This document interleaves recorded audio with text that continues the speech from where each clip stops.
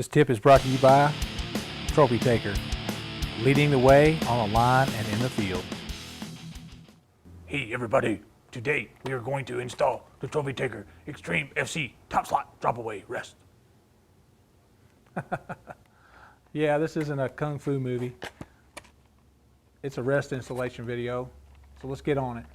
You'll see when you get it out of the package that it has the rest, which on this one here, I'm pretty sure that all these are going to come that way. It has a little keeper to keep your button, bolt for the burger button to go there. It comes with an arrow holder that's going to attach the last thing we put on the end of the shelf there. It's got your clamp that I was telling you about that's going to attach to the bus cable. And it's got a little package of some rubber sticky stuff on both sides and a little bit of moleskin. The first thing I always like to do when I attach these rests is I go ahead and run it on up. You guys have seen me do this 100 times if you've watched any of my other videos. And always, once you get it there, don't tighten it all the way down. All right, once you have it on the bow and I've just snugged it down, it's still able to be moved. What I like to do is put my string level on here.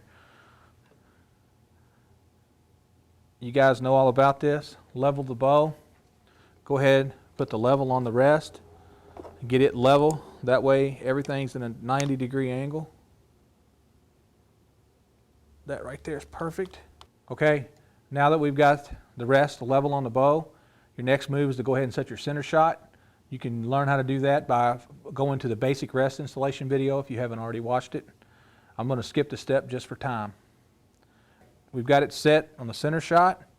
What we're going to do now is we're going to attach the new patented clamp that they have.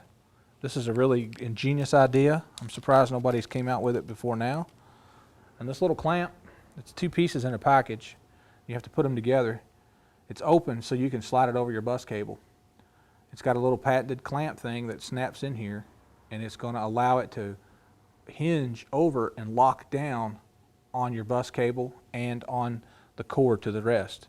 And I'm putting it on the downward moving bus cable, which is this one. To put the cable clamp on, you just use pliers to squeeze it down and it'll pop together. All right, now that we got it on, it's going to just be free sliding on the cable. You can insert your cord to it, through it. You have to make sure your lever's up.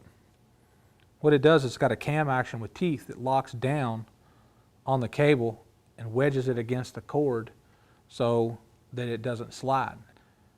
Now that you have your clamp on there, you've got your cord in there, before we do this adjustment, you want to go ahead and get your rest level adjusted, and that's going to be, you do that by holding the rest in an upright position fully as far as it'll go back. You just push your finger and hold it up.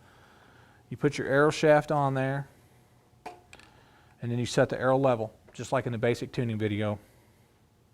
Okay, I want to draw it back and see what kind of travel I have and see what my timing is going to be. You want it to be approximately 1 inch of arrow travel across the rest while the rest is at full upright position on this particular rest. On the full containment type, which is the FC top slot, this one here. On the other models, you want it to be 1.5 inches to 2.5 inches. So let's draw it back and see how it works.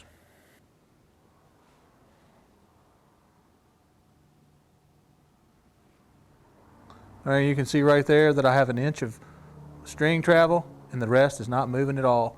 That's perfect. Everybody who knows me and has been to the website knows one of my sponsors is Starflight, who makes these fobs. If you want to find out more about them, find the link, you can check them out. The thing that I like about them is they come with a cool little tool. It's called a Fob Tester Gauge. It's like a broken fob that'll slide over the shaft and it'll go down the shaft checking for clearance. Okay, what you do is put your knot arrow on there, you hold your rest up, you hold your arrow on the front of the riser, and then let the arrow rest drop. And I'm going to let this one drop just flat out so you can hear how quiet it is. It hits against a little rubber bumper. It just makes a little dull thump. Before we do the testing of the clearance, I want to talk to you about these rests and dropping, okay? When a drop away arrow rest, I hear guys all the time talk about the noise they make when they hit the riser. Well, they don't just slam the riser because they're not let down all at once. They're not just dropping and going whack. The cables move forward And as they do that, they're gradually letting it down. Now it happens at super fast speeds nowadays, but it's not like something that just bottom falls out and slaps. So if you hear a clicking sound, you're not going to hear that when you shoot the bow. I promise you that. If you just think about it for a second, you're going to stand there and go, duh.